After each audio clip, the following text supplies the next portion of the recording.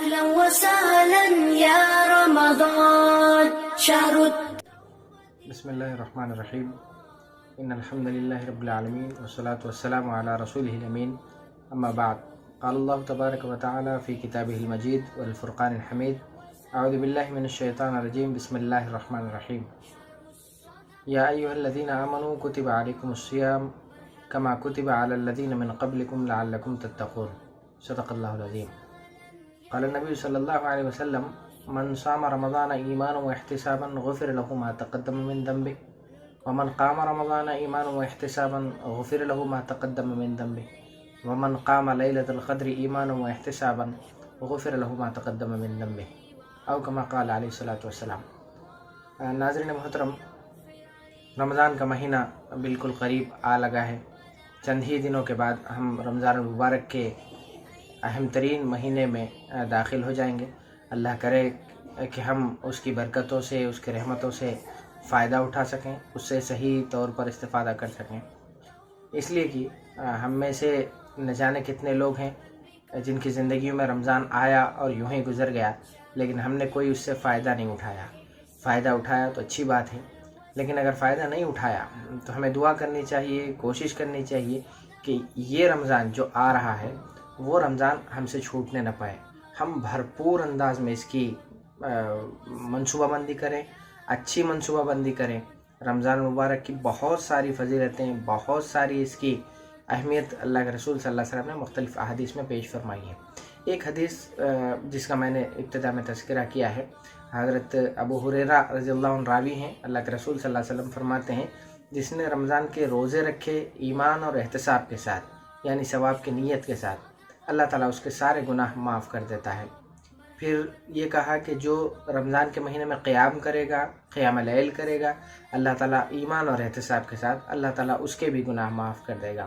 پھر تیسری بات کہی کہ جو شخص اس ماہ میں آخری عشرے میں تاخراتوں میں شب قدر کی تلاش کا اہتمام کرے گا اور اسے اگر شب قدر مل جاتی ہے تو اس کے پچھلے گناہ سارے معاف کر دیے جاتے ہیں.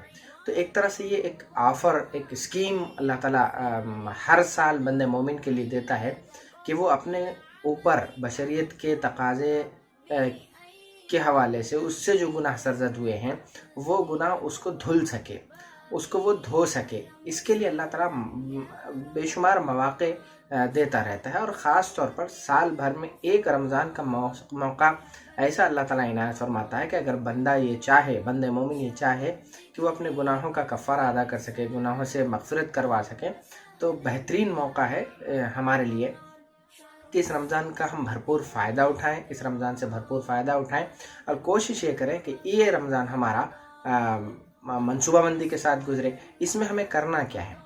روزے ہم رکھتے ہیں یقیناً، لیکن روزے شعور کے ساتھ، اس کی روح کے ساتھ. روزے کا جو مقصد ہے تقوی، جس کے بارے میں بتایا گیا کہ لعلکم تتقون، تمہارے اندر تقوی کی صفت پیدا ہو. ہماری پوری کوشش ہو کہ روزہ ہم رہیں، لیکن ساتھ ہی ساتھ روزے کا جو اصل مقصد ہے تقوی، وہ ہمارے اندر پیدا ہو سکے. اور تقوی کے نتیجے میں جو صفات پیدا ہوتی ہیں وہ صفات بھی ہمیں اپنے اندر پیدا کرنے کی ضرورت ہے. دوسری بات، قیام لیل کا ہمیں بھرپور کوشش کرنا ہے، اس لیے کہ رات کا قیام ایک ایسا موقع ہے جس میں اللہ تعالیٰ آسمان دنیا پر آتا ہے اور یہ سوال کرتا ہے، یہ پکارتا ہے کہ ہے کوئی جو میرے سامنے اپنی مغفرت کو لے کر کے سوال کرے، مغفرت چاہے اور میں اس کی مغفرت کر دوں. اگر ہم اس موقع پر سوتے رہیں تو ہم سے بڑا بد نصیب کون ہوگا. اسی طرح سے قیام لیل کے ساتھ ساتھ یہ اس رمضان المبارک کو قرآن سے بڑی گہری نسبت ہے.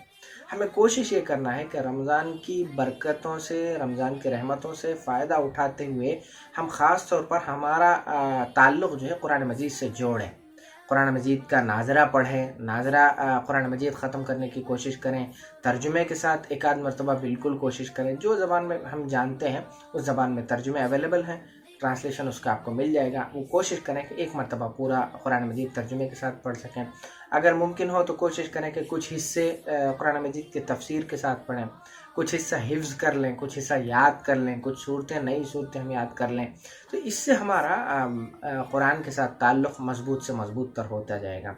بھرپور منصوبہ بندی کریں، کوشش کریں کہ انفاق کے معاملے میں ہم رمضان کے مہینے میں بہت آگے ہوں، اس لیے کہ جو خرچ کریں گے ہم کل اللہ تعالیٰ ہمیں اس سے بڑھا چڑھا کر کے 700 گنا بڑھا چڑھا کر کے دے گا. لیکن رمضان میں اگر کوئی خرچ کرتا ہے تو اس کے خرچ کا کیا کہنا.